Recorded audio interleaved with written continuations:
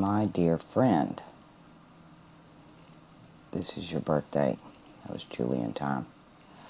1968, January the 29th, at 20 seconds before 1:29 a.m.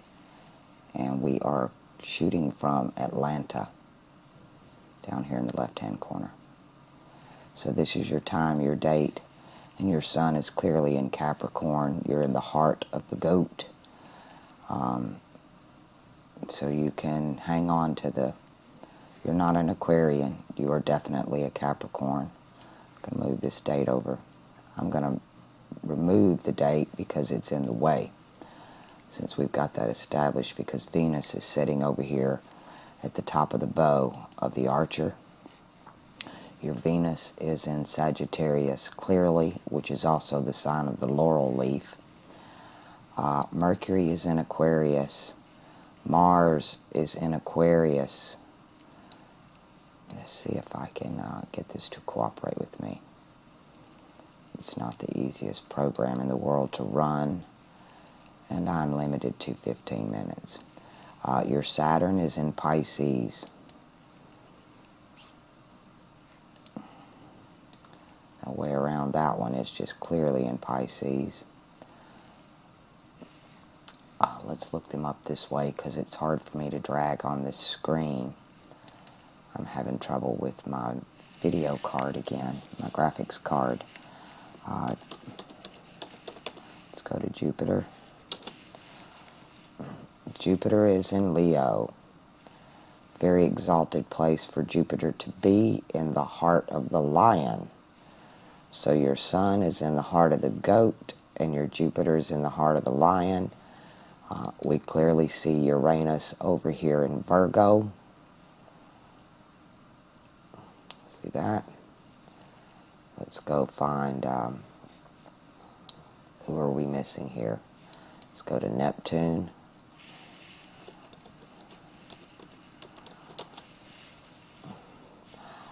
Neptune is in the claws of the eagle and the sign of Libra.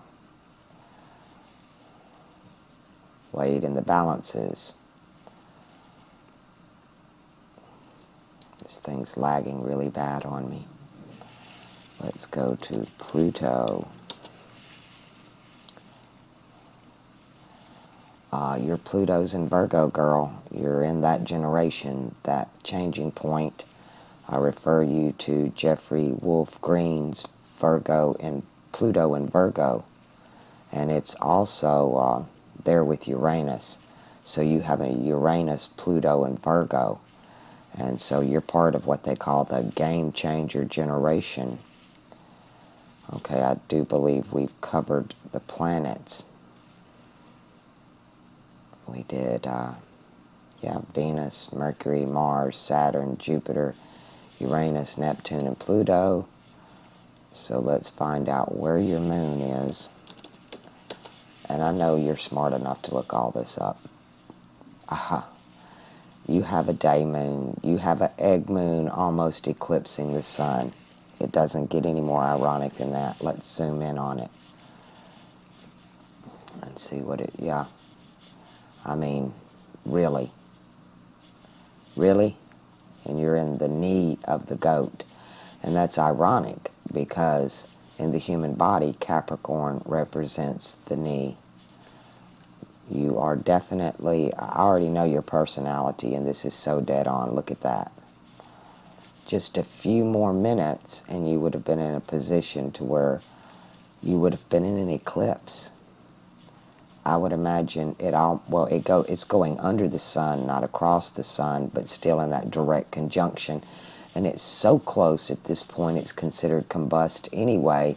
So you have what you call the egg moon. Now, here's the ironic thing about it, because you were born at night. Okay, you were born at 1:29 a.m. So there's no sun or moon in the sky. If that makes any sense to you, the heavens were dark overhead when you were born. But this is the position of the sun on the opposite side of the earth. So if the sun is in Capricorn, the earth would have been in Cancer, the exact opposite sign. Does that make sense to you? Because you're a night baby. But this is what was going on in the heavens on the other side of the planet than on the day you were born. And I think that's fascinating. See if I can scroll out some more. Because this Mercury over here in Aquarius, it's sitting below the rib cage right where your spleen and liver would be, which is very interesting. And your Mars just coming out of Pisces, but clearly in the sign of the water bearer. And these two, we've talked about this, used to be one constellation. And they were divided. They've now tried to put Uranus, since we've discovered Uranus, they want Uranus to rule Aquarius, but both of these houses are ruled by Saturn. And your Saturn is over here in Pisces. You've got a lineup between Venus right over here on the bow, the Sun, Mercury, Mars, and Saturn, all in a row. Let's see if I can scroll out a little bit and pull that back over so you can see this. Saturn, Mars, Mercury, Sun, Venus, with a black moon, a egg moon. Actually, they call it, if you ever see pictures of Mary Magdalene, you'll always see this egg moon, or there's an egg in the picture, because that's what this is. So it's a very special time right there that I think is most fascinating. And then on the other side, down by Cancer, you have Jupiter in Leo. And we just went through that phase last month. And you're at the point in your life, you've already had your Saturn return, Saturn in Pisces. You've already had that. And you'll probably have it again in your lifetime, because in 2020, Saturn's going to be sitting right here. And it's not going to take it a few more years after 2020 till you rediscover again your Saturn return in Pisces. But there you go, girlfriend. Your stuff couldn't be sitting in a prettier place with your planet of action in Aquarius, with your planet of communication in Aquarius, your sun and your moon in Capricorn. You have both eyes, the masculine sun eye and the feminine moon eye. And your Venus is taking aim. You fight with your love, don't you? That's incredible that you have all of these bam, bam, bam, bam, bam in a row. And then Jupiter is way on the other side. So actually when you were born at night, you had the other realm, which was Jupiter, Uranus, and Pluto, that were actually in the heavens. Let's pull over here while we got a few minutes and see this lineup, because you got your Uranus, your Pluto is sitting right about here in Jupiter, and this is what was in the heavens, because if you were born with Capricorn, the sun over there, then your Earth is over here. This is what was showing in the sky at night, and clearly Uranus, Jupiter, and Pluto are going to be the main factors in your destiny, because these were the stars that were singing in the heavens above your head when you were born. But all the other ones were hidden, right? They were hidden for the rising sun, for the day. So I find that most curious as well. That's why I don't like how they've squared the circle. You have to have it in circle form to be able to get these conjunctions. And bringing down this 13th sign is just crazy. Some of the sidereal, or Vedic astrologies rather, that use the square, they've only got 12 spaces. They don't even know what to do. They're throwing their hands up. It don't work. It don't work anymore. The square will not work with 13 signs. That's the only good thing I can say about the 13th sign is your squares don't work, people. You can't fit 13 into a square. What you going to do about that? To me, that's just more Babylon confusion. And it's why I like Stellarium, because we can actually look up and see these stars. We can click on the names of these stars, Spica, and we can go over here into, which I already know what that means. Oh, please don't do that to me. It's such a hard program, and I do not I need a longer screencast. I need a better video card, and I know a lot of you want to talk. I need phone time. I have no funds. I'm not working at this time. I have applied for disability, but that could take a long time.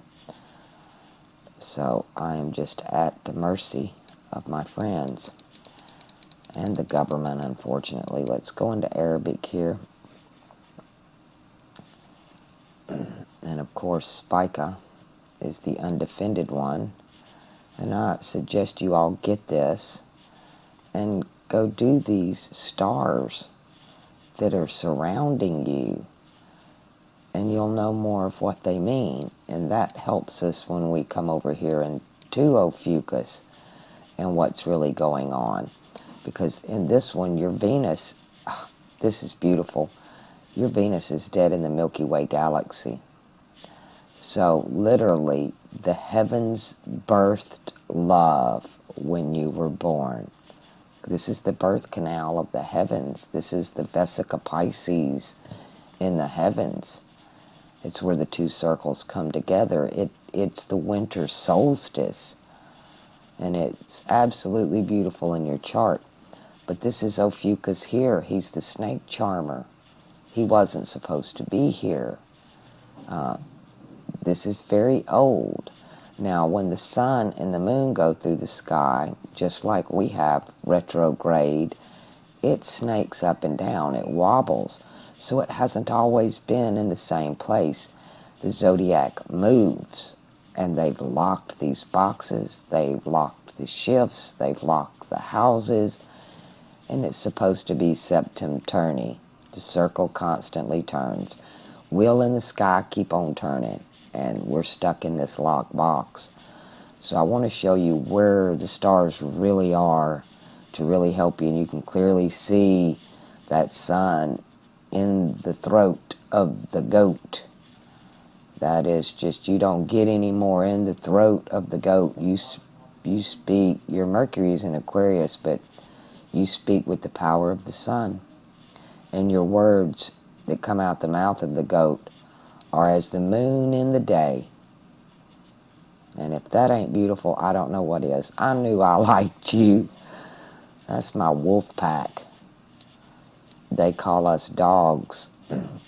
That's okay, because you beat a dog long enough and it's going to turn on you and bite you. And when it draws blood and the rest of the dogs smell the blood, they'll devour you alive. So be careful calling us dogs. You know not what you say, and you just might get what you say. Yeah, but this is all very beautiful. I like this setup for you. I see how you're empowered. And Jupiter, claiming to be the great benevolent, being in the heart of the lion, you just might get that. Being as it's the prominent star over your head, you got Regulus and Jupiter sitting side by side. And that, my friend, is awesome. Alrighty, I'm going to cut this one here. You know what to do. You know how to look this up yourself. Your intelligence shows. It shows in your chart. It shows in your comments. Yeah. You go.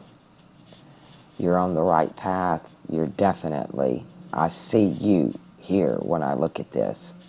I can read your comments and your personality and the way you structure your words and sentences, and know that what I'm seeing here definitely describes you. So, you, Miss Capricorn, you're a powerhouse girl.